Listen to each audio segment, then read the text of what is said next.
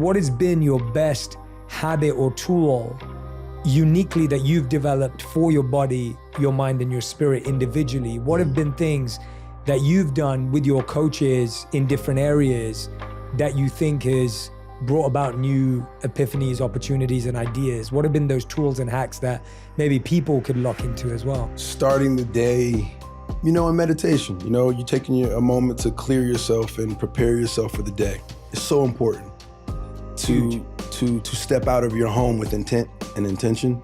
A lot of times it's, what are you projecting on a situation to help it manifest instead of negatively thinking about things that can help block your blessings. That's a big thing, So I think, and we all have moments of negativity. That's part of it. It's yin and yang. You're never gonna fully get rid of that, but to practice those things in the morning, I think was a big help for me. And I think having the quality of conversations is something that was really helpful for me. Meaningful conversations and giving people the space to hear me and also hold them accountable to the things that I need to hold them accountable for. That sometimes step back and look at the thing that we're in.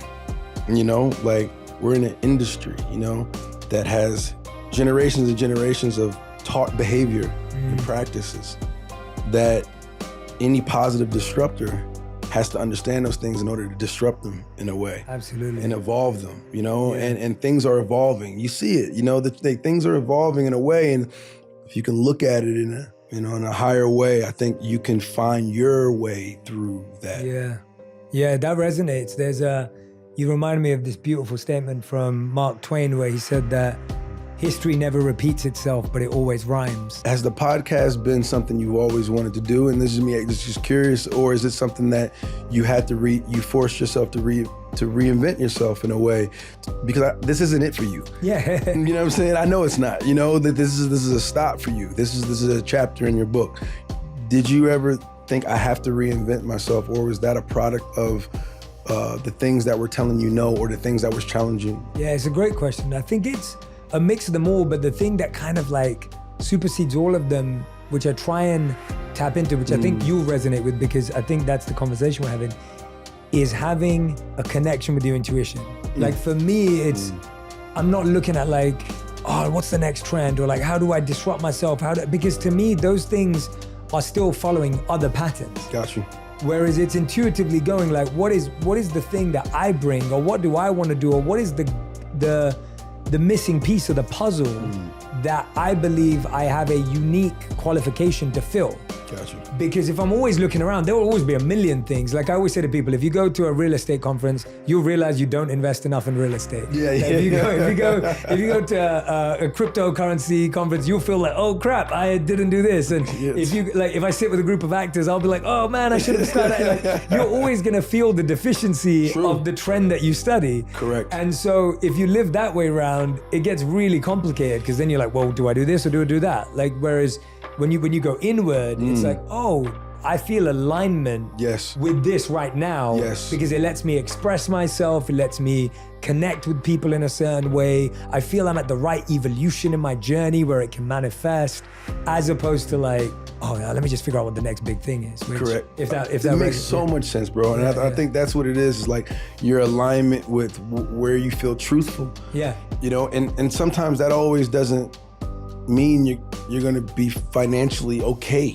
Totally. As well. Like you can feel spiritually aligned and everything, and mortgages due. Rent is due. You feel me? So there's that element of it as well that you have to find your way through. Yeah, that intuition, that North Star is something that has led me all types of places that I wouldn't trade in for the world. Just that feeling of this feels right.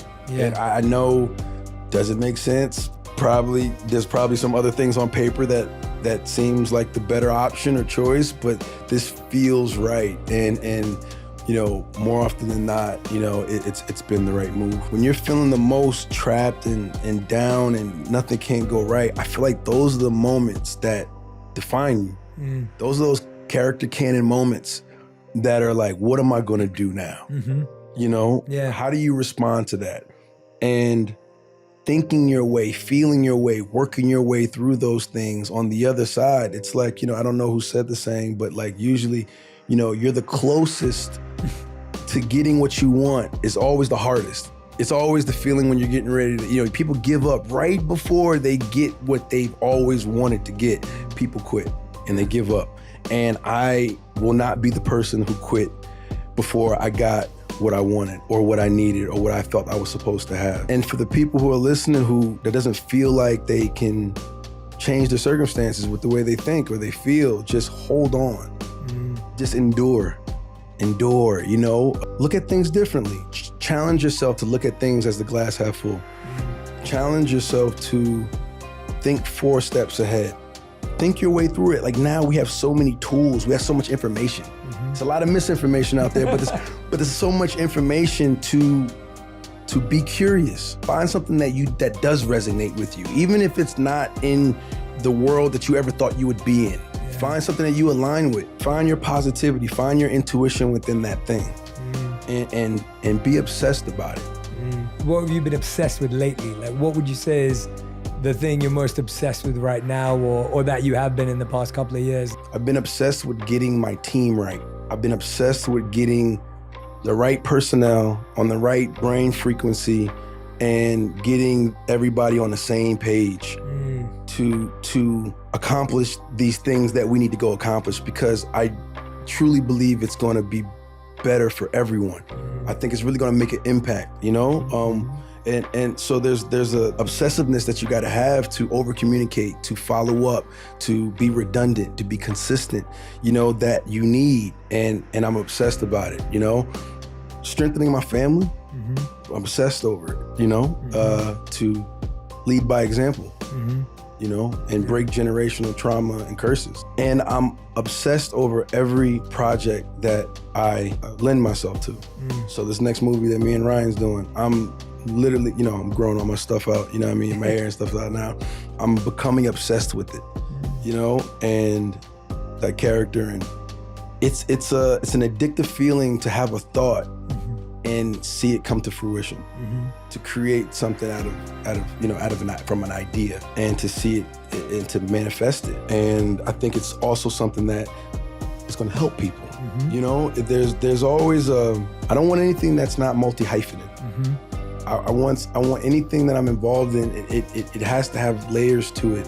How do you help? How do you educate? What's the leave behind? What blueprint am I leaving for the next generation? I got a nephew now, that is looking up at me constantly. Yes, because of height, but also because of the example, and he's mimicking everything I do. He's mimicking anything. I can say something, do something, I can sit a certain type of way. Oh snap, he's doing it too. It's crazy. So it clarifies your intention when you do things, because you want it to have purpose and intention, So those are the things, and I'm obsessed with being the best version of myself. And that's a daily thing, and some days are better than others. Finding myself in a world where there's so many seen opinions about yourself, when everybody's telling you who and what you are, learning how to live. Growing up and it's so wild. I've been doing this for 25 years straight, and that's a wild thing to think about. But man, more than half of my life has been my identity, has been through the work that I've been doing. And growing up with, social media, what didn't exist, now it does. At a point where I'm old enough to understand what that can do. So I'm obsessed with finding myself now after and not having to prove anything to anybody other than myself.